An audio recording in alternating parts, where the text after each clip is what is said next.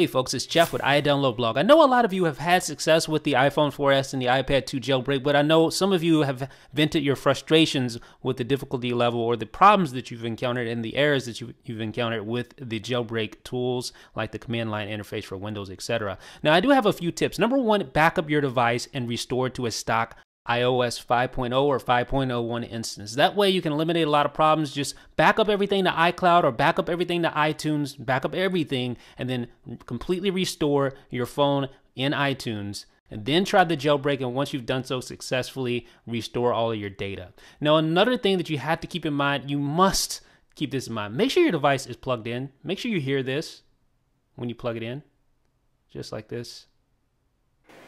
Yeah, make sure you hear that sound to verify that it actually recognized your device. Make sure iTunes recognizes your device. Those are two simple tips that I can provide for you, but I can tell you I've actually ran into that myself. I thought the device was plugged in and it wasn't, because you're not putting the device into DFU mode, so you just don't know if it's plugged in without checking it.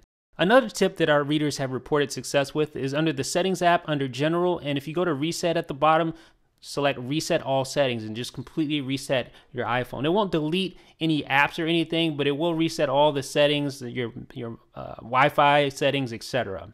Now, if you're on a Windows box, make sure you run the command prompt when you're running the CLI. Make sure you run it as an administrator. And on Windows, if you happen to be using the CLI command prompt utility, make sure you're running it using sudo. And also, Planet Bean had this handy little tip. He says to run the GUI directly from the command line. So just locate your absinthe.app and CD all the way into the app, and then run the command sudo space /absinthe, just like that. Put in your password, and then it will actually invoke the command line, but also you get the GUI, so you get some verbose data. And also, one other thing is to make sure that the iPhone 4S or iPad 2 is actually recognized, actually detected. You should see a little message right there saying it detected it. So make sure all these little tips can help you have a more successful jailbreak. But I think by far the most helpful tip is to just completely restore your device to stock, jailbreak, and then restore all your data.